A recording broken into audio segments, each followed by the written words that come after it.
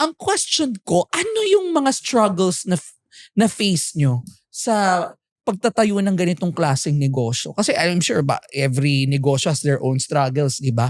Sa nail business, ano bang mga naging struggles nyo? Struggle? I feel like trusting the wrong people. Yun talaga yun. Tama. More than anything. Kasi kaya ko naman ng mag-isa eh. Kaya ko lang na ako lang. Kaya namin mabuhay na kami lang yung gumagawa ng koko. Kasi marunong kami eh. Yeah. Diba? It's really more of kung sino yung ipapasok mo sa buhay mo. At ititrain mo. Ibibigay mo yung knowledge mo. I-investan mo ng time mo. I-investan mo ng mga equipment, ganito, para makapag-expand. At the same time, sila din yung mga taong gusto mong tulungan na umangat sa kasi I feel like yung business model namin ni Ate CJ, it's completely different from traditional salons na paramihan kayo ng client. Basta maka-client kayo. Kami talagang, we genuinely want to help the people na who come into our lives. So, I feel like pagka mali yung taong na trust namin, it's really going to make the business suffer. But at the same time, I also believe that it happens because you needed it to happen, or the universe made it happen because kinailangan mo siya at that time. Either to be stronger, or to be wiser, or to learn from that experience. So from whatever experience that happened in the past, I've grown so much from it and I've learned so much from it. So ganun ko na lang siya tinitignan na pagka may struggle, may tinuturo sa akin to. Ano kaya yon? Ganun na lang. Pero kasi alam mo, Bes, may kilala akong business owner. Yan din ang business. Nung iniwanan siya ng mga magagaling na nail technician, yung mga clientels nila, hindi na bumalik dun sa store. Kinontak na lang yung mga technician. Kinuha na. Kasi actually, to be honest with you, more than the experience, you trust people na gagawa ng kuko mo eh. Ako hindi ako basta-basta, totoo po ito hindi, for years, like for 7 years, isa lang ang gumagawa So ng parang kuko. na rin siya, barbero. You trust one person to do it for you. Hindi ka basta papasok. Oo. Parang barber for a Yes, guy. that's the equivalent actually. Really? Yeah. So mas magpapalit ka pa ng maggugupit ng buhok mo? Hindi rin. Pero Isa lang gumagawa for 7 Talaga? years. Kahit umalis siya dun sa dati kong nail salon. Yeah. Actually, sponsor ko nga yun. Sa kanya ka na? Sa kanya na ako personally. Kasi gusto ko yung ginagawa niya sa kuko. Alam niya yung gusto ko. Exactly. Yun yung gusto Alam mo. ko yung technique niya. Gusto ko yung style niya. May question ako. When you're a business owner, how tough is it to prevent or try to at least keep your best People.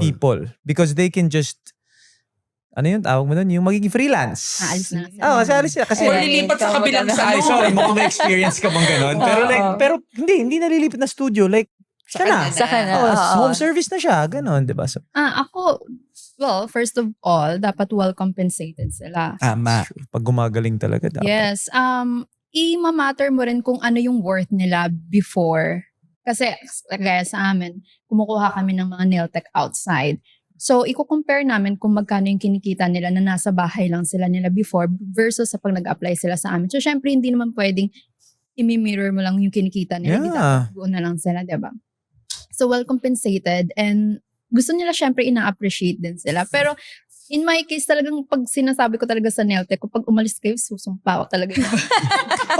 Kasi pwedeng makuha nila yung Yun siya, lessons, technique, technique, tapos biglang, alis na kami. Tinuro mo na lahat eh. So, lagi ko lang nire-remind sa mga nail tech ko na, ayan pag umalis kayo, ganito, ganyan. So, hindi kayo ibe-bless. Oo, ganun din talaga. Pero, alam naman nilang biro yun. Pero, actually, it's more of, kailangan mo talagang hanapin yung pwede mo mapagkatiwalaan. Kaya nga, during application pa lang, finifilter ko na talaga.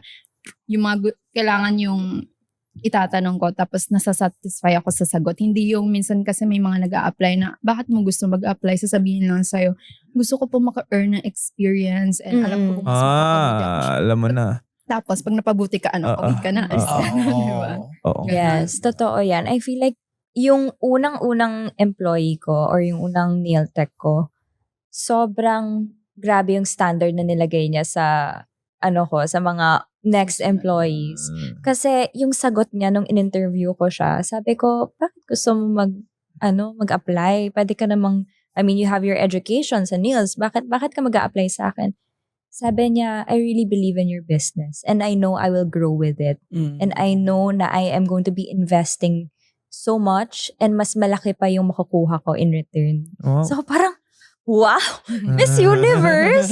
Ang galing! So sabi ko, ang galing talaga. So kaya talagang hanggang ngayon, nandito na sa akin pa rin siya. Yes, loyal, di ba? Oo. Galing. Pays to be loyal. True. Now that you're with the success now and then you were talking about how you need to expand at some point, 'di ba? Ano naman yung struggles noon with the bookings coming in at sobrang dumadami na, dami ng clients, ang dami ng nagpapabook.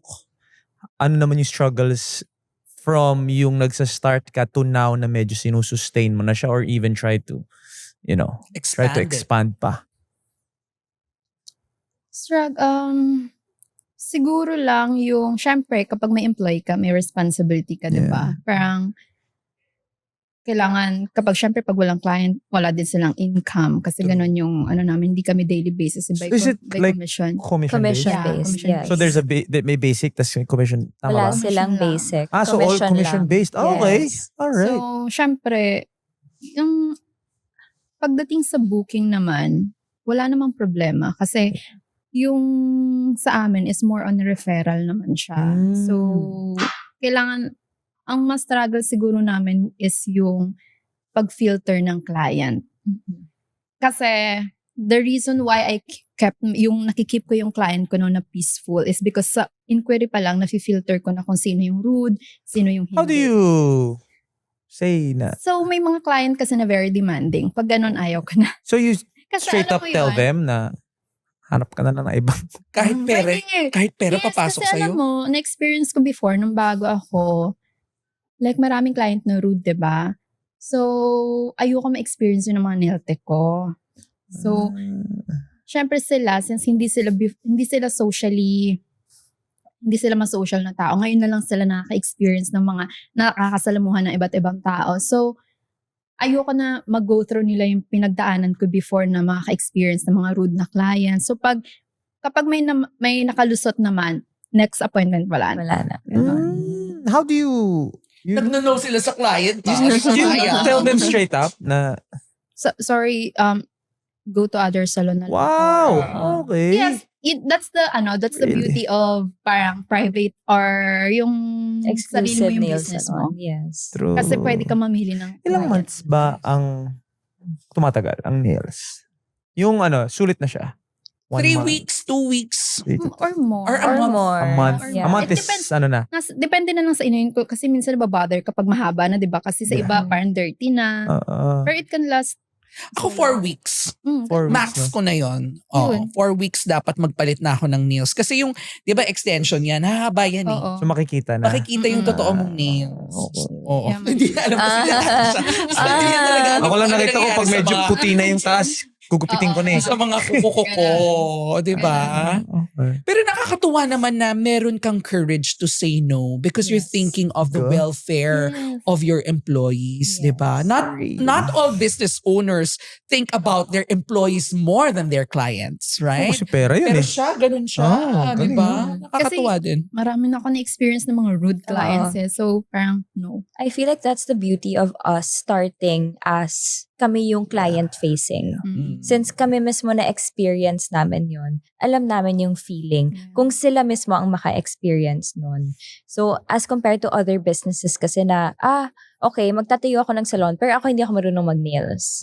Or magtatayo ako ng barbershop pero hindi ako Yeah. marunong Walang gumupit ng empathy buhok. eh. Walang empathy kasi Yeah. hindi nila napagdaanan. Yes. Pero kami kasi napagdaanan namin. Kaan siya kaya. Oo. Diba, pag may, especially yung mga prima donna, Yeah. kaan siya kaya. Kasi syempre yung mga employee mo, hindi naman sila totally exposed sa mga like celebrity or mga matataas na tao. Tapos biglang makaka-experience sila ng demanding na client. Baka traumatic Oo. din yung experience, Yes. di ba? Yeah. Sa social Actually. climbers, how many employees do you have? 5. 5. And then in your salon? 5 and addition 5 pero may additional 2 ako kasi yung isa masseuse. Tapos yung may isa masseuse cleaner. na. Yes. Okay, so I have a question because she said that you mentored her or how are you that, anong tawag doon? Yung kasi competition at the end of the day. Okay. Diba? So how do you look at it para you don't treat it as competition? Kumbaga you want No. everyone to